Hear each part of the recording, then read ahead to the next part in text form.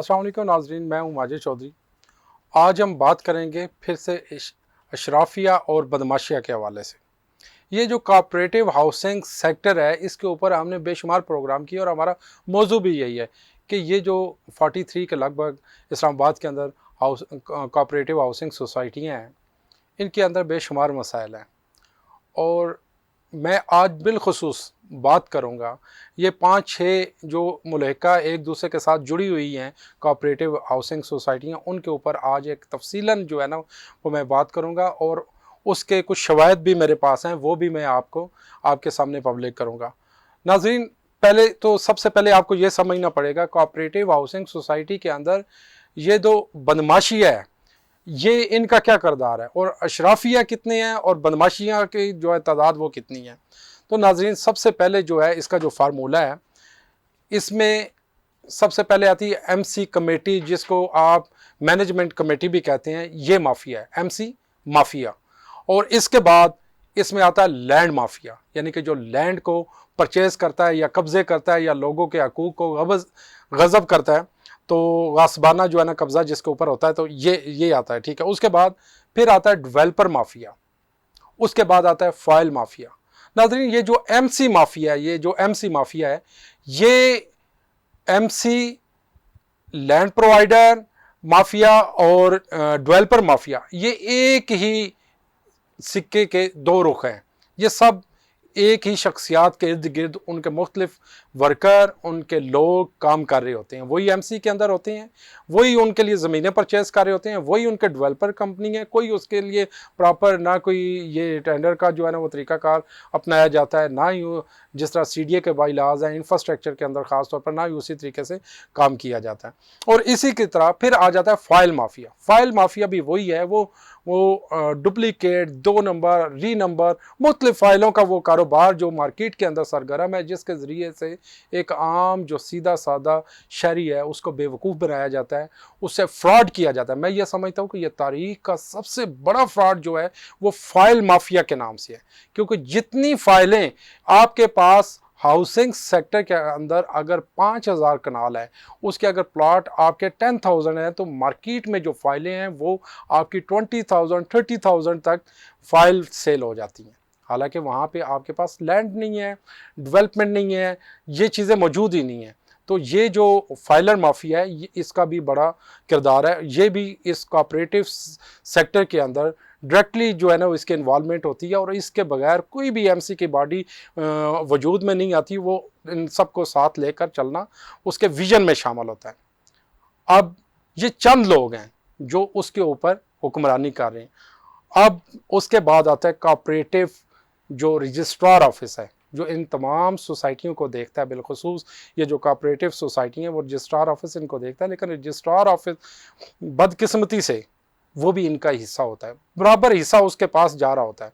जितनी भी cooperative housing society होती हैं, उनकी जो जो भी बॉडी आती है वो उसकी मंशा के मुताबिक आती है, और उसमें डायरेक्टली या इनडायरेक्टली उसका किरदार शामिल होता है और पूरा पूरा हिस्सा उसको जाता है। उसके बाद आता है सीडीए। नाज़रीन, ये सीडीए कैपिटल डेवलपमेंट जो अथॉरिटी है ये आता है, और ये भी अपना बराह रास्त हिस्सा वसूल करता है। इसका क्या काम है कि ये फाइलों को तहफ़्फ़ुज़ देता है, डिफ़ॉल्टर कंपनियों को तहफ़्फ़ुज़ देता है, और उन लोगों को तहफ़्फ़ुज़ देता है जो कि गैर कानूनी तरीक़ाकार से अपने बिज़नेस को आगे बढ़ाते हैं। और इसमें सीडीए के जो लोग हैं वो डायरेक्टली इन्वॉल्व होते हैं, उनका प्रॉपर एक हिस्सा जाता है। और इसके बाद सबसे जो बड़ी बात है वो इन्वायरमेंटल के हवाले से भी मैं बात करूंगा। जो ग्रीन एरिया को तबाह बर्बाद किया जा रहा है, इसके ऊपर भी खामोशी है। जिसका जहाँ पे दिल करता है वो पूरे का पूरा ग्रीन एरिया, जो ग्रीनरी है, उसको वो ख़त्म करके वहाँ पे सोसाइटी का एक वजूद जो है ना वो क़याम, वो एक वजूद जो है ना वो ले आते हैं। तो ये भी इसका जो है ना वो साथ जो बराबर के शरीक है। आजकल जो देखने में आया है, वो देखने में ये आ रहा है कि जो एंटी करप्शन से लेके जो एफआईए के हमारी एजेंसीज हैं वो भी इनका हिस्सा है। अगर कहीं कोई एक मेंबर या कोई शख्स उनके ऊपर जो करप्शन के चार्जेस हैं या कोई एविडेंस है उनके पास लेके जाता है और कहता है कि यहाँ पे इस कोऑपरेटिव हाउसिंग के अंदर ये इतनी करप्शन हो रही है, इसके ऊपर एक्शन लें, या उसको मीडिया की या कुछ और प्लेटफॉर्म पे सोशल मीडिया के हवाले से और मुख्तलिफ जो है ना वो सोर्सेस से वो उसको जब हाईलाइट किया जाता है तो उसके ऊपर वो एक्शन लेते हैं। वो एक्शन किस तरीके से लेते हैं कि वो उनको बुलाते हैं और कहते हैं कि ये आपके एविडेंस भी हैं, ये केस आपका हमारे पास आया, तो आप बराए मेहरबानी ये बताएं कि हमें इसके एवज कितने पैसे देते हैं। तो वहाँ पे मुकमका हो जाता है। वो मुकमका ऐसा होता है कि वो वहाँ पे केस तो चलता है लेकिन सालों चलता है, 5 साल 10 साल, ना तो रिकवरी होती है, ना ही वहाँ पे ये जो माफिया है उसको हटाया जाता है। नाजरीन, मैं ये कहूँगा कि लाख सवा लाख की ये कोऑपरेटिव हाउसिंग के जो 5 6 7 सोसाइटी हैं, जिसमें जनाह garden, capital enclave, Swan garden और उसी के साथ CBR मुख्तलिफ, तो इसके अंदर जो लाख सवा लाख बल्कि इससे शायद ज़्यादा हो, तो इन सब को और इदारों को एक शख्स कंट्रोल कर रहा है, एक शख्स कंट्रोल कर रहा है, वो है नवाज खान। वो इस्लामाबाद का डॉन, वो इस्लामाबाद का डॉन, वो कैसे डॉन बना? एक आम शहरी जो आज से 20-22 साल पहले एक आम शहरी की तरह इस्लामाबाद में रहता था और एक बैंक में रिकवरी ऑफिसर था, एक बैंक में रिकवरी ऑफिसर था। 20-22 साल के अंदर उसके हाथ में क्या जादू का चिराग लगा कि वो आज खरबोंपति है, और उसके जो एसेट हैं वो काउंट करने अगर बैठ जाएं तो आपको ये नहीं पता कि उसके पास कितना सरमाया है।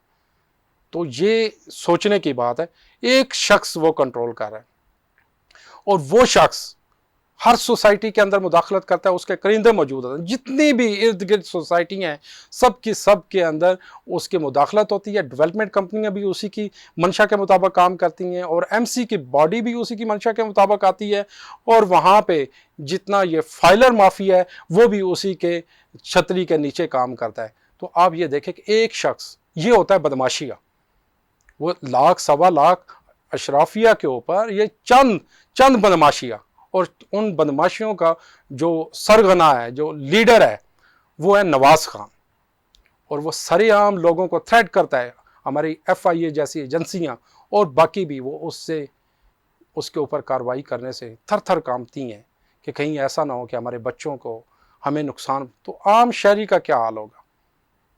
मैं भी जब प्रोग्राम किया और हमारे कुछ दोस्त हैं, उनको बाकायदा थ्रेट किया गया और बताया गया कि आपके खिलाफ केसेस भी होंगे और आपको निशाने इबरत भी बनाया जा सकता है। काफ़ी लोग आए और चले गए, लेकिन नवाज खान वहीं पे कायम। और नवाज खान एक ऐसा शख्स है जिसके पीछे आजम सवाती जैसा जिसे हम कहते हैं कि उसके साथ ज्यादती हुई है, इदारों ने उसका क्या हाल किया है, वो शख्स भी उसके साथ खड़ा था, वो शख्स भी उसकी पुष्टपनाही पे खड़ा था। और भी बेशुमार इदारों के अंदर जो CR है, DR है और जो CDA चेयरमैन है, किसी के मजाल है कि उसके खिलाफ बात करके देखें। कैपिटल इनक्लेव, आज हमारा जो मौजू है ख़ास तौर पे वो कैपिटल इनक्लेव और जनाह गार्डन के हवाले से।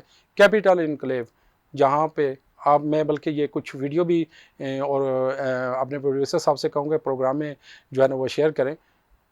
सालों गुजर जाने के बावजूद ना तो वहाँ पे डेवलपमेंट हुई, ना वहाँ पे गलियाँ बनी, और ना ही काम मुकम्मल हुआ। प्लाट हैं वो बेचे जा रहे हैं, लोगों के पैसे ऐसा चस्का है।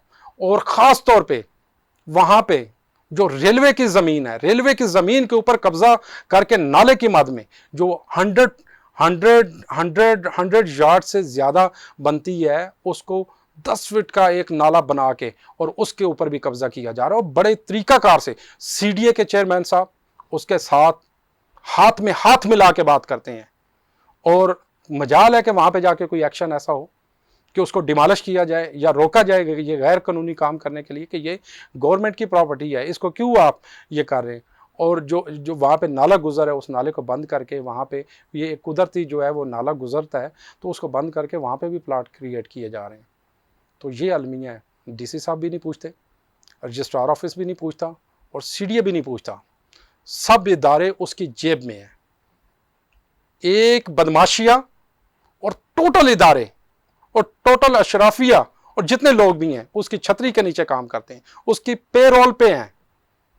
ये इतना ताकतवर शख्स है कि जिस बंदे के खिलाफ, या मैं कहता हूं बंदा नहीं, जितने लाख सवा लाख 1.5 लाख बंदा भी हो उसके खिलाफ ये खड़ा हो जाए तो उनको निशाने इबरत बना सकता है, इसमें कोई शक नहीं है। क्योंकि जब FIA जैसी एजेंसियां अरबों रुपए की रिकवरी ऑलरेडी उसके ऊपर केसेस चल रहे हैं, स्वां गार्डन में FIR भी उसके ऊपर हुई है, लेकिन हमारे इदारे हैं, मजाल सवाल ही नहीं पैदा होता कि उसके ऊपर कोई कार्रवाई करें, या उसके लिए कोई थोड़ा सा ये भी हो कि भी हाँ जी बुला के पूछा जाए नवाज खान साहब कि ये क्या माजरा है। लेकिन फ्रंट पे जब आप देखेंगे तो आपको यही नजर आएगा, तो उसका तो इन चीज़ों के अंदर कोई हाथ नहीं है, कोई सबूत नहीं है। लेकिन अगर आज भी एजेंसियां सिद्के दिल से ईमानदारी के साथ ये इन्वेस्टिगेशन करें, और हमारे सुप्रीम कोर्ट जैसा, मैं पहले भी कह चुका हूं, सुप्रीम कोर्ट जैसा इदारा, बल्कि मैं आर्मी चीफ साहब से भी और प्राइम मिनिस्टर साहब से भी ये रिक्वेस्ट करता हूं, अगर ऐसे जो माफिया जो मुल्क को नुकसान पहुंचा रहे हैं, जो अरबों रुपए की करप्शन कर रहे हैं, सालाना 1 साल के अंदर अरबों रुपए की करप्शन की जाती है, और उसके हट के जो CDA है उसकी करप्शन अलहदा, रजिस्ट्रार ऑफिस की अलहदा। तो आप ये देखें कि जब इनके ऊपर आप हाथ डालेंगे ऐसे लोगों को, तो मुल्क का जो नुकसान हो रहा है, जो लोगों का नुकसान हो रहा है, जो मेंबरान का नुकसान हो रहा है, वो भी महफूज होगा और लोगों की दुआएं आपके साथ होंगी। तो ये नाज़रीन मैं आपको बता रहा था। और ख़ास तौर पे जिना गार्डन की दुआ चौक से थोड़ा सा मुल्हिका जो है ना, वो साथ ही है कर्नल नज़र साहब, जो कि सदर थे सबका MC FECHS के, वो उनके पे रोल पे उनके ऑफिस में मुलाजम है, वहां पे जॉब करते हैं, वहां पे बकायदा उनका ऑफिस है, नवाज खान साहब के ऑफिस के अंदर उनका ऑफिस है। उन्होंने वो जो लैंड थी जिना गार्डन की, गालबन मेरे पास कुछ डॉक्यूमेंट्स हैं, मैं ये डॉक्यूमेंट्स भी शेयर करूंगा कि स्क्रीन पे के प्रोड्यूसर साहब इसको दिखाएं कि उसमें 200 कनाल है या 300 जितनी भी है, लेकिन ये है कि उसके ऊपर भी उनका कब्जा है। और आज कुछ इंफॉर्मेशन ये आ रही हैं कि जो बैंकर सिटी की ज़मीन है, जिसके ऊपर नैब का ऑलरेडी जो है ना वो एक प्रकाशन लगा हुआ है, उसको भी मिली भगत के साथ उसको ये किया जा रहा है कि उनको फेज़ 2 के अंदर अकोमोडेट कर दिया जाए और वो भी नवाज खान को गिफ्ट कर दी जाए। तो ये अलमिया है, ये बदमाशी है, ये बदमाशी है। और CDA चेयरमैन साहब, उनके अगर भाषण सुने, वो गरीब, वो अवाम, वो झोंपड़ी, वो कच्ची आबादियां, उनके ऊपर तो वो ऑपरेशन कर रहे हैं। वो कह रहे हैं कि गिराएं, ये कानून के खिलाफ है, ये इस्लामाबाद कैपिटल के अंदर ये कैसे जो है ना वो ये बैठे हुए हैं, तो इनको गिराया जाए, फिल फॉर डिमोलिश किया जाए। वहाँ पे मशीनरी भी हरकत में आती है, हमारे कानून नाफज करने वाले इदारे भी वहाँ पे आ जाते हैं, और उन लोगों को हमने देखा कि कैसे जोरे बाजू के साथ हटाया जाए। लेकिन दूसरी तरफ ये बदमाशियाँ, जिन्होंने सरकारी नालों पे कब्जा किया हुआ है, पार्कों पे कब्जा किया हुआ, मसाजिद की जगह जो है ना वो बेच के खा गए हैं, तो इनके ऊपर उनका दस्ते शफकत है। उनको कभी पूछा नहीं, उनको कभी बुलाया नहीं कि ये आप लोगों के साथ इतना बड़ा फ्रॉड। मैं ये कहता हूं कि अगर आज भी कोई इदारा इसके ऊपर इन्वेस्टिगेट करे तो इससे बड़ा फ्रॉड और कोई नहीं होगा। ये जो फाइलों का फ्रॉड हो रहा है पाकिस्तान में इस वक्त, सबसे बड़ा फ्रॉड वो फाइलों का फ्रॉड है, फिर वो लैंड माफिया का फ्रॉड है, उसके अलावा ये फाइल माफिया का फ्रॉड है, उसके अलावा ये डेवलपर कंपनियों का फ्रॉड है, जो CDA के स्टैंडर्ड का नाम तो लेते हैं, हमारा आग लापते हैं कि CDA स्टैंडर्ड के मुताबिक सारी चीज़ें होनी चाहिए, लेकिन मजाल है जो एक काम भी CDA स्टैंडर्ड के मुताबिक हुआ हो। और CDA चेयरमैन साहब ने तो आंखों पे पट्टी बांधी हुई है, उनकी आंखों में ऐसा है कि वो नज़र ही नहीं आता। और ये जिना गार्डन की जो मैं बात कर रहा हूँ, ये मैं यहाँ पे नाज़रीन आपको ये भी बताता चलूँ, मुल्ला नसीरुद्दीन साहब का एक लतीफ़ा है, वो उन्होंने दावत की और अपने पड़ोस से बर्तन मंगवाए, तो वो जब बर्तन मंगवाए, जब वापस करने उसके साथ छोटे छोटे कुछ बर्तन भेज दिए, तो वो पड़ोसियों ने पूछा कि मुल्ला साहब ये क्या आपने छोटे छोटे साथ बर्तन दिए हैं? तो उन्होंने कहा ये बर्तनों ने ना बच्चे दिए हैं। अच्छा, लोग बेसिकली तो लालची थोड़ा सा होता है इंसान, वो कहता है ये बेवकूफ़ है, दे रहा है, ठीक है। अच्छा, दूसरी दफ़ा लोगों ने क्या किया कि जितने भी अंदर बर्तन थे जो अच्छे अच्छे थे, वो मुल्ला साहब को जो है ना वो गिफ्ट किए कि भाई हाँ जी ये आप आपकी दावत है तो आप ये ले जाएं। और जब मुल्ला साहब ने वहाँ पे दावत की और काफ़ी दिन गुजरने के बाद जब पड़ोसियों ने, ये हमसायों ने ये पूछा कि ये मुल्ला साहब आपने बर्तन वापस नहीं किए, उन्होंने कहा बर्तन तो मर गए हैं। उन्होंने कहा कि ऐसा भी कभी हो सकता है कि बर्तन मार सकते हैं? उन्होंने कहा जब बच्चे दे सकते हैं तो मार क्यों नहीं सकते? तो इसी तरह जिना गार्डन के अंदर ये जो मसीहा है, जो ख़ास तौर पे नवाज़ खान साहब की मैं बात कर रहा हूँ, इन्होंने वो बर्तन तो पहले उसके साथ छोटे छोटे गिफ्ट किए, लेकिन उसके बाद उनकी ज़मीन को हड़प कर लिया और वहाँ पे आज कब्ज़ा जमा के बैठे हुए हैं, और मेंबरान और जो अफेक्टिंग है वो इनके मुंह को देख रहे हैं। किसी की जुर्रत नहीं है कि इनके ख़िलाफ़ कोई बात करे, किसी में इतनी जुर्रत नहीं है कि इनके खिलाफ आवाज़ उठाए। सुप्रीम कोर्ट जैसा मुकद्दस इदारा वो इनके खिलाफ डिसीजन देता है रद्दी की टोकरी में। High court, Islamabad high court decision में ये लिखता है कि कोई फाइल, कोई इंफ्रास्ट्रक्चर, कुछ भी उस वक्त तक आप डेवलप नहीं कर सकते जब तक अफेक्टिव को अकोमोडेट नहीं आप करते, रद्दी की टोकरी में। FIA जो कि रिकवरी ऑलरेडी इसके ऊपर बनी हुई है, आज तक मजाल है जो इतने साल गुजरने के बावजूद कोई रिकवरी की हो, तो ये बदमाशी है। और जितने ये लोग काम करें ये इसके चेले हैं, मैं ये कहूँगा ये गुरु है, ये वो इनके चेले हैं। जितनी MC है और उससे बैर हैं, जितनी इर्द गिर्द सोसाइटी हैं, सबको ये मैनेज किए हुए हैं। सारी सोसाइटियों के अंदर आज भी इन्वेस्टिगेशन करें इदारे, अगर सिद्क के दिल के साथ और बिल्कुल ईमानदारी के साथ, अगर मैं कहता हूँ कि ये आज भी इसके ऊपर काम करें तो नज़र आएगा सबके पीछे एक ही शख्स, वो है नवाज़ खान। इस्लामाबाद का डॉन नवाज़ खान 20-22 साल पहले जो पैदल था, जो एक आम सा शहरी था, आज खरबों रुपए की प्रॉपर्टी उसके पास है, कैसे आई? तो ये कोई पूछने वाली। नाजरीन, ये हमारा अलमिया है। और मैंने जिस तरह माजी में भी मुख्तलिफ प्रोग्राम किए, उसके ऊपर तफसीलन ये बताया कि ये कोऑपरेटिव हाउसिंग है क्या, इसके अंदर खामियां क्या हैं, इसको कैसे दूर की। जब तक इनके बाई लॉज और इसके ऊपर कोई शफाफ जो है वो मैनेजमेंट नहीं आती, उस वक्त तक ये कभी भी ऐसा नहीं हो सकता कि इसके अंदर कोई तब्दीली आए। तो नाजरीन, हम अपनी, आपकी, सबकी आवाज़ को बुलंद करते रहेंगे और हमारी कोशिश भी यही होगी कि आप लोगों को इंसाफ मिले। और इंसाफ का जो रास्ता है वो मुश्किल ज़रूर है, कठिन ज़रूर है, लेकिन इंशाल्लाह मुझे अल्लाह पे ये ज़रूर यकीन है कि एक दिन इंसाफ ज़रूर मिलेगा। तो इसी के साथ आप माजिद चौधरी को इजाज़त दीजिएगा। अल्लाह हाफ़िज़।